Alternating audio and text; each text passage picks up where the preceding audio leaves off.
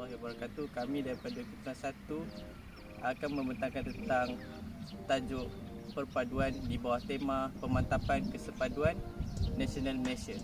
Assalamualaikum warahmatullahi wabarakatuh. Saya Abdul Azim bin Ramli, RE 22079 akan menerangkan berkaitan dengan pengenalan kepada perpaduan nasional, konsep 3 lapisan perpaduan dan juga masuk dalam konteks bahasa dan sosiologi. Perpaduan nasional merupakan misi dan visi yang sangat penting dalam usaha untuk membentuk keharmonian, persefahaman, kestabilan dan juga menentukan kemajuan dalam sebuah negara. Kemajuan atau kejatuhan sebuah negara bergantung kepada kesepaduan masyarakatnya. Negara yang maju merupakan salah satu hasil daripada keadaan masyarakat yang beretika dan bertamadun. Untuk membentuk perpaduan kaum, proses penyatu paduan antara kaum perlu dilaksanakan menerusi aktiviti-aktiviti penyatu paduan.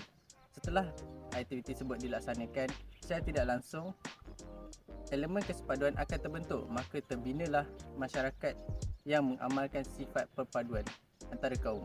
Apakah yang dimaksudkan dengan penyatu paduan, kesepaduan dan perpaduan? Ketiga-tiga perkataan ini berasal daripada kata dasar yang sama, iaitu padu, yang bermaksud padat, mampat dan seakar-akarnya. Penyatu paduan ialah proses dan usaha berterusan untuk menyelesaikan defisit sosial yang di mana akan dijelaskan sebentar lagi. Proses ini akan dilakukan secara kolektif dan berpaksikan prinsip tawar-menawar, prinsip integrasi seperti tawar-menawar, perundingan dan mediasi. Kedua ialah kesepaduan. Kesepaduan ini bermaksud suatu keadaan yang longgar, renggang dan lemah menjadi semakin utuh, aman dan stabil. Akhir sekali ialah perpaduan. Perpaduan merupakan elemen yang paling penting dan tertinggi antara ketiga-tiga konsep yang sebentar tadi. Elemen ini menjadi matlamat yang diidamkan oleh rakyat yang berbilang bangsa. Perpaduan merupakan satu manifestasi wajah integrasi yang berbentuk suci, murni dan mulus tanpa ada perasaan prejudis, stigma dan buruk sangka dalam kalangan masyarakat yang pelbagai etnik dan kaum. Saya Muhammad Nasrul bin Abu Bakar akan menyambung untuk slide seterusnya yang bertajuk Sejarah Ringkas daripada Kesatuan kepada Perpaduan. Seperti mana kita semua tahu, negara kita telah melalui pelbagai sejarah yang rumit dan amat panjang yang sebelum menjadikan negara kita stabil daripada pelbagai aspek yang dapat kita merasai sekarang. Kita juga tahu bahawa permulaan masyarakat majmuk di Malaysia ini bermula dengan peristiwa kemasukan China dan India ke Tanah Melayu oleh British dengan alasan untuk mengusahakan kawasan ladang dan lombong. Oleh itu, British telah mengubah landscape masyarakat berasaskan lokasi tempat tinggal, iaitu orang Melayu ditempatkan di kawasan kampung, Cina di kawasan pekan, manakala orang India di kawasan ladang ataupun kita ada setengah kita panggil sebagai estate. Walaupun terdapat pelbagai usaha yang dilakukan oleh penjajah bagi menyatukan kembali rakyat, namun usaha mereka dilihat berat sebelah secara tidak langsung, tidak mendatangkan langsung manfaat terhadap kaum Melayu. Sebagai contoh, penubuhan Malay Union yang mendapat tentangan hebat daripada masyarakat termasuk raja-raja. Setelah pelbagai peristiwa yang banyak berlaku di Malaysia dan Malaysia mencapai kemerdekaan pada tahun 1957, secara tidak langsung mengembalikan hak negara kita untuk memerintah dengan sendirinya.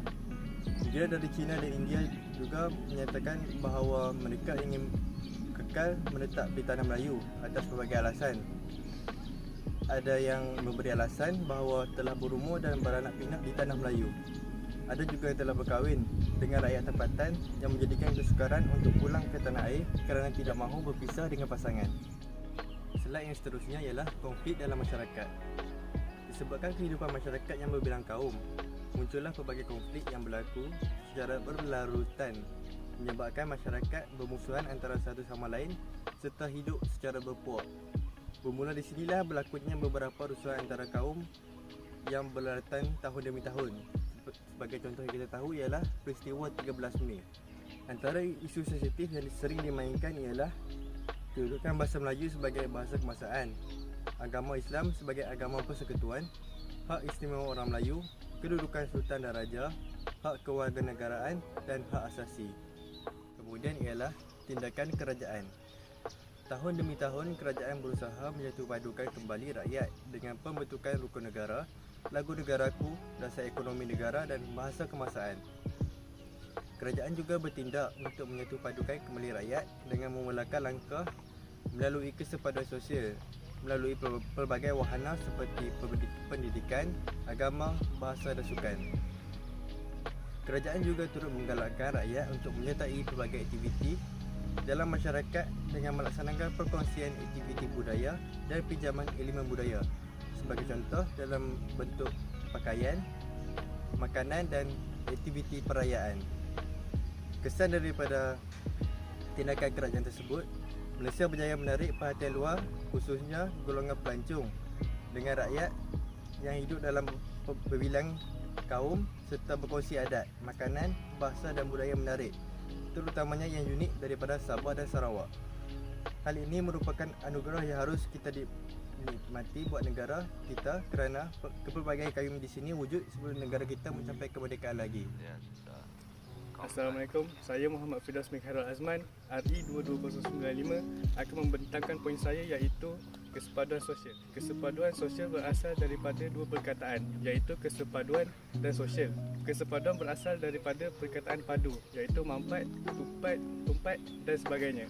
Manakala sosial merupakan segala hal berkaitan dengan masyarakat. Gabungan kedua rangkai kata ini memberi makna hubungan padu dalam masyarakat yang dapat memberikan kebaikan dan suasana harmoni.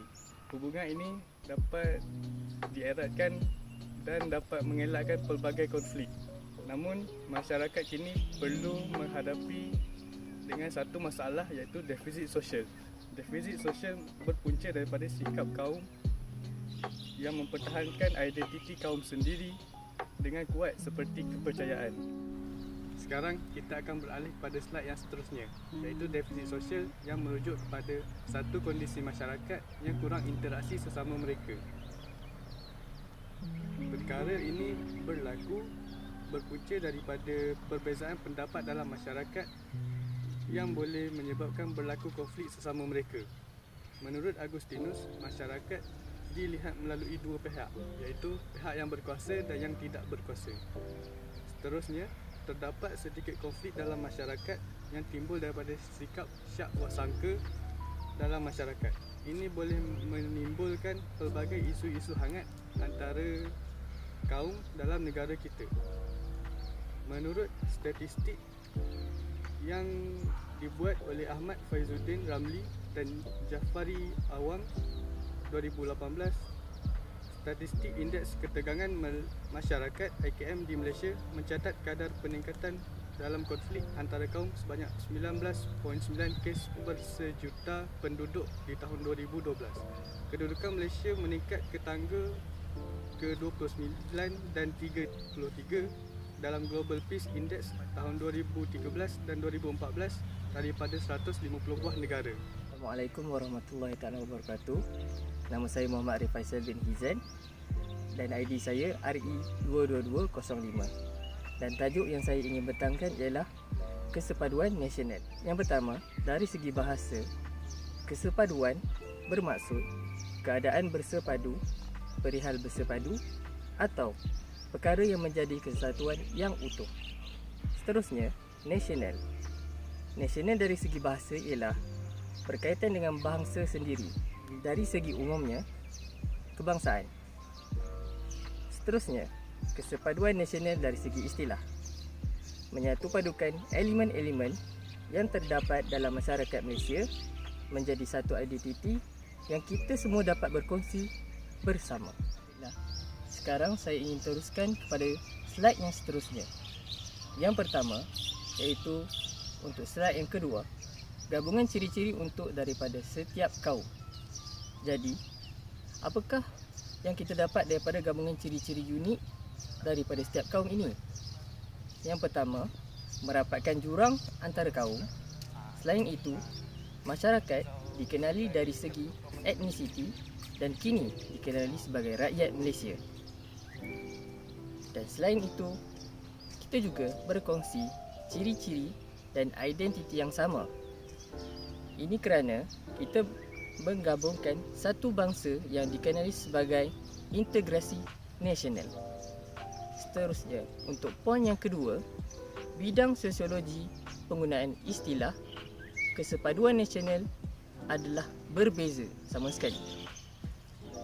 Hal ini mempunyai 3 bahagian, iaitu integrasi nasional, integrasi kesetiaan budaya dan perkembangan sentimen kewarganegaraan. Pada poin yang pertama, kesepaduan wilayah. Poin yang kedua, kesepaduan nilai. Ketiga, kesepaduan golongan elit dan golongan awam. Golongan elit iaitu golongan yang berjawatan kuasa dan golongan awam iaitu rakyat. Yang keempat, kesepaduan individu ke dalam organisasi bagi tujuan tertentu. Antaranya seperti pejabat-pejabat awam iaitu pekerja-pekerja yang di bawah satu organisasi yang sama. Baiklah, kita akan pergi ke slide yang terakhir. Hal ini kita akan dapat mempunyai kesan, kepentingan dan juga pengajaran yang dapat kita temui dalam kesepaduan nasional. Untuk kesan, kita dapat melihat struktur sosial, ekonomi, politik dan budaya dalam peningkatan yang baik. Selain itu, kepelbagaian budaya yang kita dapat lihat ialah Malaysia dikenali sebagai United in Diversity kerana mempunyai kepelbagaian budaya yang lebih banyak daripada negara-negara yang lain. Akhir sekali, pengumbalan dasar di Malaysia. Hal ini mengangkat dasar afirmatif dan beri keutamaan kepada kepentingan kaum peribumi. Seterusnya, untuk kepentingan dan pengajaran yang dapat kami berikan. Untuk yang pertama, penambahbaikan elemen-elemen yang baik boleh dilakukan untuk mengatasi kesan yang dialami atas kelemahan sesuatu sistem negara. Yang kedua, ketegangan sosial yang ditimbulkan oleh pembinaan. Negara dapat diselesaikan dengan sokongan bersama. Dan akhir sekali, membawa kepada perkembangan satu pengertian dan peraturan. Hal ini dapat memberikan penduduk berada dalam keadaan kesatuan, masyarakat dan berbilangkau. Terima kasih kepada rakan saya dan saya Muhammad Hafiz Zahim bin Azizi akan membincangkan topik yang seterusnya iaitu etos nasional. Apakah itu etos nasional? Etos nasional berasal daripada perkataan Yunani yang bermaksud sikap, kepribadian dan keyakinan ke atas suatu perkara. Etos juga merujuk kepada ciri sebuah masyarakat dan komuniti yang terbit dari nilai, semangat dan pegangan terhadap sesuatu perkara. Untuk bagi senang faham lah kan, etos ni ia menerapkan semangat perpaduan dan juga mengamalkan budaya yang berbeza yang boleh dikongsi secara bersama. Apakah itu budaya berbeza yang boleh dikongsi secara bersama? Contohnya, kita lihat daripada segi makanan. Contoh, kita orang Melayu ada roti canai, ada nasi lemak. Dan bukan kita je yang makan benda tu. Indian, Chinese pun makan juga. Apa lagi? Seperti Indian, mereka ada kari. So itu bukan sahaja mereka yang makan, kita pun makan juga. Itu adalah perumpamaan yang saya boleh bagi. Okey. Kita pergi ke poin seterusnya iaitu nilai-nilai yang dapat dihayati melalui etos nasional. Nilai yang pertama adalah nilai etos nasional. Nilai merupakan satu elemen yang bercirikan kebaikan yang dipegang oleh seorang individu. Sebagai contoh, orang yang duduk di bandar tentu tidak akan sama pemikirannya dengan orang yang duduk di kampung. Sebagai contoh, orang yang di bandar merasakan jikalau mereka berada di kampung, itu tidak akan menjamin masa depan mereka dan susah untuk mendapat pekerjaan. Dan bagi perkara ini, saya 100% menafikan perkara ini.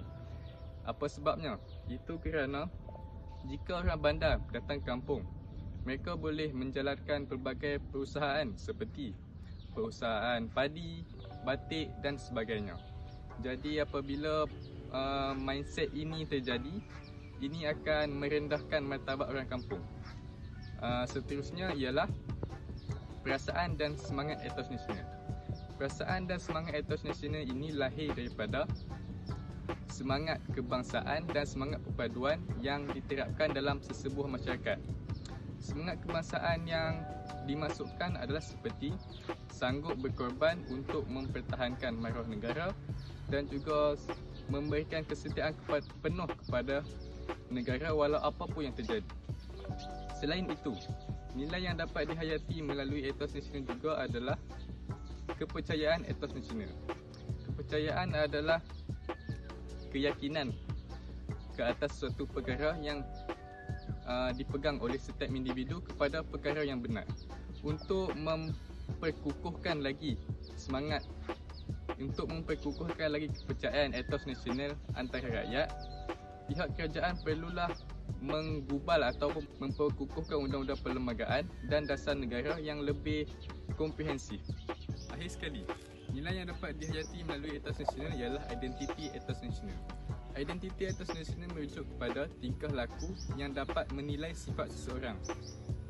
Jika dilihat dari segi individu, ia akan menunjukkan ciri-ciri perbezaan. Namun jika dilihat daripada segi sosial, ia akan menunjukkan kaum tersebut berada di kelompok yang mana satu. Sebagai contoh, jika kita lihat dalam negara kita lihat kaum itu kulit dia gelap sikit, kita tahu itu adalah Indian. Kalau kita tengok kaum itu putih melepak, kita tahu itu adalah Chinese. Dan kalau kita Melayu, kita tengok kulit itu hitam-hitam manis dan putih-putih manja, itu kita tahu itu adalah Melayu. Dan antara identiti nasional yang boleh dikongsi secara bersama adalah seperti pakaian, makanan, budaya dan juga bahasa kebangsaan. Dan itu sahaja yang saya boleh bahas tentang etos nasional. Saya memberikan kepada rakan saya yang seterusnya untuk membincangkan topik yang selanjutnya. Sekian, terima kasih. Assalamualaikum warahmatullahi wabarakatuh. Saya Muhammad Razin bin Cik Osman akan membentangkan subtopik penyatu paduan proses yang dijalankan. Penyatu paduan ni bermaksud usaha yang dilakukan secara kolektif untuk menyelesaikan defisit sosial. Apakah maksud defisit sosial? Defisit sosial ini bermaksud kurangnya interaksi sosial antara masyarakat di Malaysia. Oleh itu, kita mempunyai 6 steps untuk melakukan proses penyatu paduan. Pertama iaitu rukun negara. Seperti kita tahu, rukun negara merupakan ideologi kebangsaan negara kita. Oleh itu, wajiblah kepada seluruh rakyat di Malaysia, tidak kira bangsa ataupun agama, wajib menghayati dan memahami maksud di sebalik rukun negara agar kita menjadi warga negara yang bersopan santun dan lebih bersusila. Yang kedua adalah kontrak sosial. Kontrak sosial ini bermaksud pemberian kewarganegaraan kepada kaum bukan Melayu dan yang di-Pertuan Agong dipertanggungjawab untuk menjaga hak keistimewaan orang Melayu. Perkara ini menunjukkan bahawa negara kita bersifat adil kepada kaum-kaum lain selain dari Melayu. Yang ketiga adalah sistem persekolahan satu aliran. Seperti kita semua tahu, sekolah merupakan satu institut di mana seluruh anak muda menimba ilmu. Oleh itu, kerajaan telah melaksanakan satu inisiatif untuk memberikan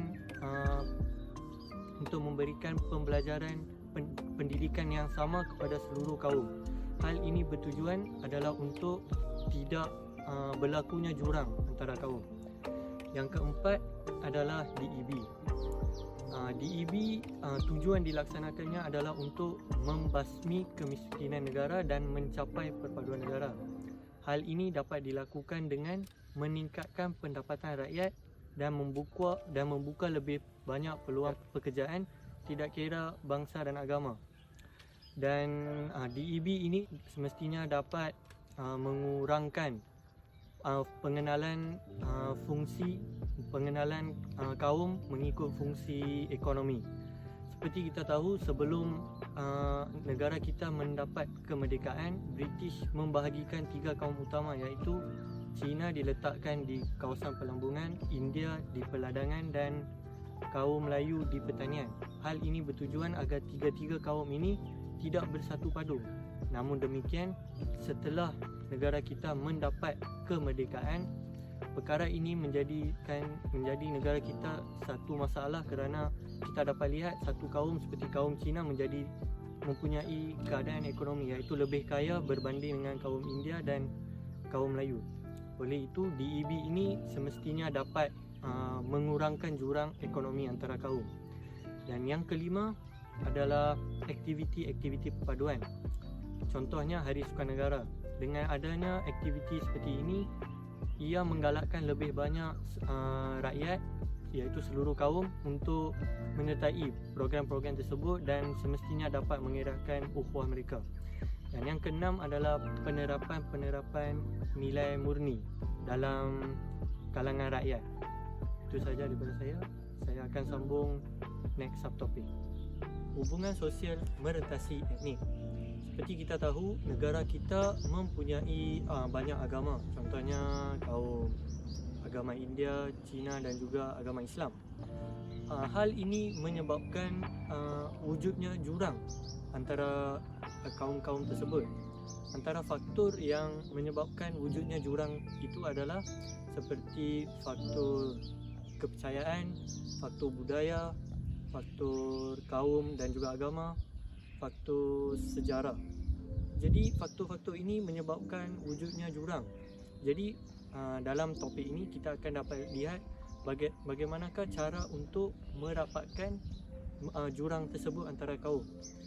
Okey, pertamanya adalah dengan pendidikan, iaitu dengan mengarus perdana dan memperkasakan sekolah aliran kebangsaan sama ada di peringkat rendah ataupun peringkat menengah. Kita dapat tahu sekolah kebangsaan ini di mana perpaduan dipupuk dalam kalangan anak-anak muda dan juga para remaja. Yang kedua adalah melalui bahasa. Bahasa Melayu merupakan bahasa kebangsaan kita dan bahasa Melayu diguna dalam segala urusan rasmi negara. Dan bahasa Melayu juga digunakan dalam proses pembelajaran sama ada di sekolah aliran kebangsaan dan juga sekolah aliran Cina dan juga Tamil.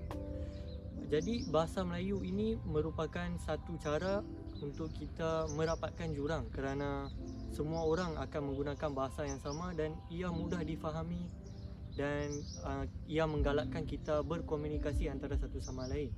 Jadi ini boleh semestinya dapat mengeratkan lagi hubungan antara kaum. Yang ketiga adalah budaya.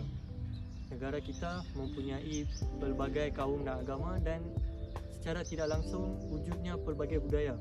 Tidak salah bagi setiap kaum untuk seperti kaum Melayu untuk mempelajari kaum-kaum agama untuk mempelajari budaya agama-agama lain. Contohnya kaum India dan juga kaum Cina. Kita juga haruslah menghormati setiap budaya dan adat mereka agar kita dapat mengenali mereka dengan lebih rapat. Dan yang terakhir adalah berkomunikasi. Kita ni semestinya dinasihatkan untuk berkomunikasi dengan kaum-kaum lain dan juga orang lain dengan lebih bertoleransi agar tidak wujudnya apa-apa pergaduhan. Secara kesimpulannya, 4 perkara ini semestinya dapat merapatkan jurang antara kaum. Itu sahaja daripada saya. Sekian, terima kasih. Assalamualaikum dan salam sejahtera. Saya Muhammad Syafiq Muhammad Ali akan teruskan pembentangan ke bahagian terakhir iaitu alat penyatu paduan. Seluruh warga Malaysia tanpa mengira kategori sosial mereka sama ada pemimpin, ahli politik sehinggalah ahli komuniti perlu mengubah cara berfikiran mereka dalam konteks memupuk perpaduan. Cara berfikir ini sudah tidak relevan lagi, bahkan telah gagal dalam usaha memupuk perpaduan kaum. Menurut Syamsul Amri Baharudin pada tahun 2018, corak berfikir lama yang dimaksudkan terdiri daripada 1. Simplistik, iaitu perasaan ambil mudah mengenai perpaduan atau hanya secara fizikal.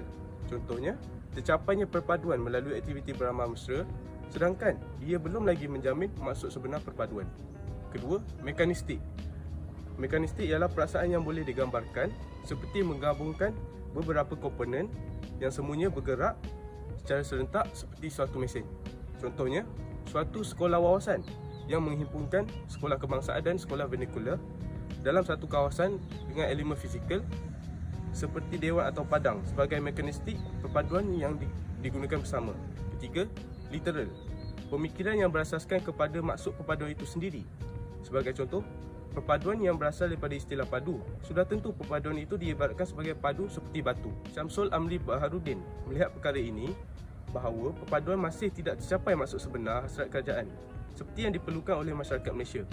rakyat perlu bertukar kepada corak pemikiran yang baru, iaitu tawar-menawar, perundingan dan pengantaraan. Pemikiran baru ini perlu mengandungi 3 proses yang dijalankan secara serentak, iaitu perpaduan, kesepaduan dan penyatu paduan. Dalam hal ini, Perlembagaan Persekutuan ialah medium tapak integrasi yang menjadi asas dan teras perpaduan rakyat Malaysia. Usaha dan aktiviti penyatu paduan yang betul perlu terus dilaksanakan untuk mencari jalan penyelesaian kepada masalah defisit sosial dengan membina tapak integrasi di semua lapisan masyarakat di Malaysia. Antara usaha tersebut adalah Pelan Perpaduan, Kesepaduan dan Penyatu Paduan 2015, Indeks Perpaduan Nasional 2018 dan Pelan Tindakan Perpaduan Negara 2020. Kerangka program bersifat jangka sederhana juga disediakan seperti aktiviti kawalan rukun tetangga KRT dan kelab rukun tetangga yang disemai di sekolah-sekolah. Mengambil dari kata-kata Perdana Menteri ke-8 Tan Sri Muhyiddin Yassin ketika melancarkan Dasar Perpaduan Negara 2021-2030, beliau telah menggariskan 3 objektif utama, iaitu 1. Mengukuhkan perpaduan dan integrasi nasional berteraskan Perlembagaan Persekutuan dan Rukun Negara. 2. Membentuk identiti sosial dengan semangat jati diri, patriotik, prihatin, toleransi, saling hormat-menghormati dan bertanggungjawab. Dan yang ketiga, melahirkan rakyat Malaysia yang menghargai dan mengamalkan perpaduan. Dasar Perpaduan Negara ini merupakan dasar bersama yang memerlukan kerjasama dari seluruh pihak agar ia dapat direalisasikan demi keamanan Malaysia, negara yang tercinta. Jadi kesimpulannya, walaupun kesepaduan nasional dapat dicapai melalui pembinaan negara bangsa, iaitu penerapan satu negara, satu bangsa, penggunaan satu bahasa, transformasi pendidikan dan dialog agama, ia masih bergantung kepada kesanggupan rakyat untuk mendukung dan menyokong langkah-langkah ini agar matlamat kesepaduan nasional ini dapat dicapai. Ini bukan sahaja dapat membantu ke arah pembinaan negara baju, malah dapat membantu rakyat untuk hidup dalam keadaan sejahtera dan harmoni melalui penyelesaian konflik-konflik yang meruntuhkan perpaduan. Kehidupan yang harmoni ini sekaligus membantu melicinkan urusan harian, meningkatkan taraf ekonomi negara serta membantu kerajaan untuk mencapai matlamat bersama pada masa hadapan. Bak kata pepatah, bersatu kita teguh, bercerai kita roboh.